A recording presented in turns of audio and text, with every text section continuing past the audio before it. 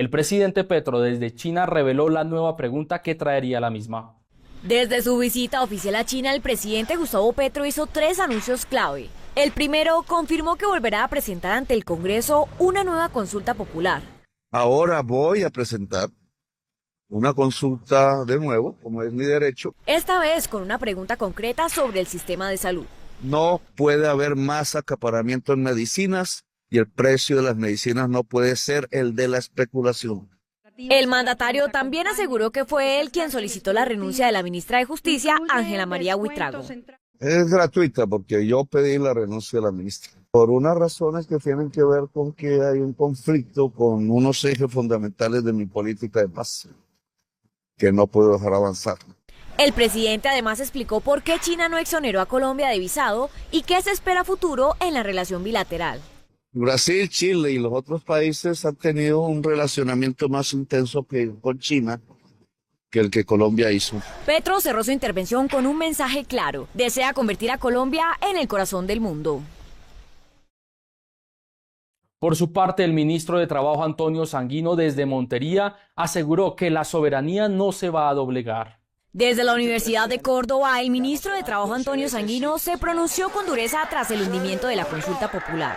Lanzó fuertes declaraciones señalando un presunto sabotaje. Ellos fueron, el señor Efraín Cepeda es el responsable directo y lo señalo públicamente por haber engavetado 10 semanas la apelación a la reforma laboral y se acordó de ella a último momento para sabotear la consulta popular. Según Sanguino, la soberanía popular no se dejará doblegar por las maniobras de los opositores al gobierno Petro. Reafirmó que el gobierno volverá a radicar el mecanismo, esta vez con 13 preguntas.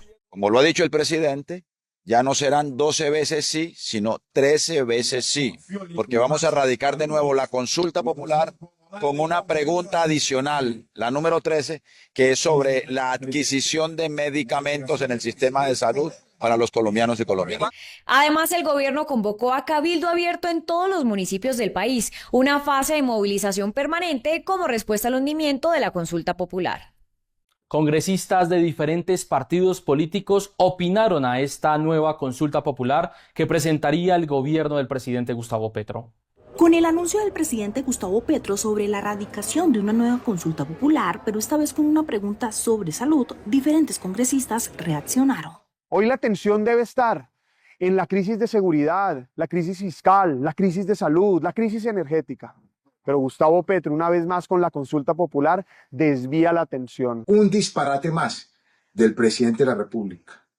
Y si va a insistir en presentar esa consulta, también haremos lo propio ante la autoridad judicial, porque existiría un abuso de poder, una desviación de poder y también esa debe ser una competencia que estudien los jueces de la República. Por su parte, el representante Alfredo Mondragón aseguró respaldar la decisión del mandatario. Acompaño la decisión del presidente Petro de implementar una nueva consulta popular en la cual incluya temas de salud. Precisamente aquí estoy con enfermeras en una gran audiencia pública de insistencia de la reforma a la salud. Este anuncio del presidente ha reavivado el debate en el Congreso, donde las posturas enfrentadas dejan en evidencia la profunda división en torno a la consulta popular.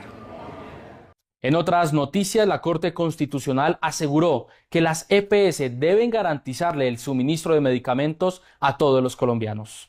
La Corte aseguró que las EPS no pueden emplear como una excusa el desabastecimiento para dejar de entregar medicamentos a los pacientes. La falta de entrega oportuna de medicamentos esenciales, así como la interrupción de tratamientos continuos, puede poner en riesgo la vida. La Corte falló 30 tutelas de pacientes que alegaban fallas con la entrega de los medicamentos. El suministro farmacéutico hace parte del derecho a la salud, con fundamento en los principios de accesibilidad e integralidad, por lo que su garantía debe ser completa, oportuna y continua, sin que razones administrativas o presupuestales justifiquen su privación o interrupción. La Corte señala que las EPS están encargadas de buscar un fármaco sustituto o reagendar para una fecha cercana la entrega del medicamento solicitado. El más buscado de Perú fue capturado en Medellín. Se trata de alias Cuchillo, quien sería responsable de una masacre donde fueron asesinadas 13 personas.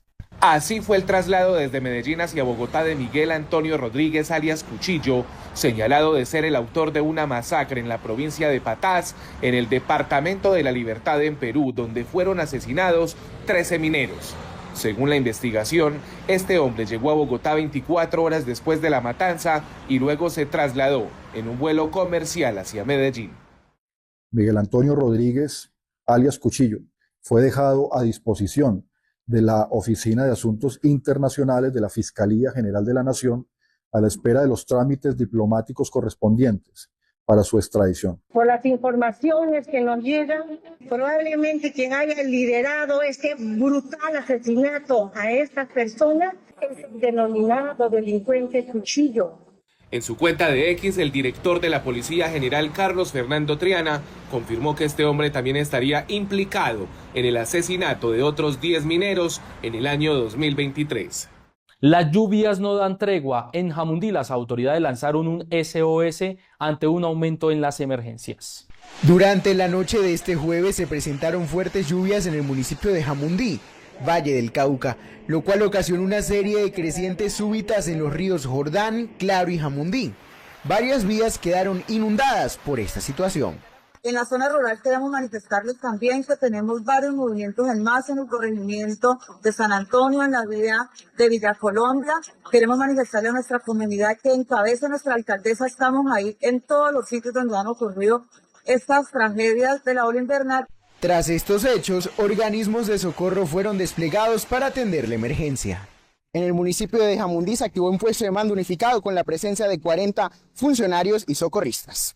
En el dato del día en Noticentro 1 les contamos de la gran ayuda que ha sido una unidad médica en Cartagena instalada por Ecopetrol, beneficiando a más de 112.000 personas. El gobierno de Estados Unidos admitió que hay una grave crisis humanitaria en la Franja de Gaza. Hizo un llamado a la acción internacional. El presidente de los Estados Unidos, Donald Trump, expresó su preocupación por las condiciones extremas que enfrenta la población palestina. We're looking at Gaza and we got to get that taken care of. A lot of people are starving, a lot of people there's a lot of bad things going on. La situación humanitaria en Gaza se ha deteriorado significativamente debido al bloqueo impuesto por Israel, que ha restringido la entrada de ayuda humanitaria. Organizaciones internacionales han advertido sobre la escasez de alimentos y medicinas y han instado a la comunidad internacional a intervenir para aliviar el sufrimiento de la población civil. Y en la sección económica, la Agencia Nacional de Hidrocarburos aseguró que hay una caída en la producción de petróleo y de gas. De acuerdo con los datos de la Agencia Nacional de Hidrocarburos, la producción de petróleo cayó 4,1%, bajando a niveles de los 747.000 barriles día.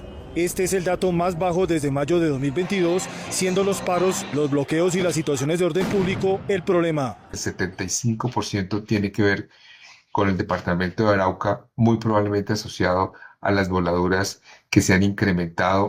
Si lo miráramos con el mismo periodo, el mismo trimestre del año pasado, en más de un 300%. El año pasado, en el primer trimestre, tuvimos 3 voladuras de oleoductos y este año ya vamos en 13 voladuras de oleoductos. Preocupa más la situación del gas, donde se presentó una caída del 17,5%. En el informe de Campetrol, la actividad de taladros sigue a la baja, al igual que la inversión.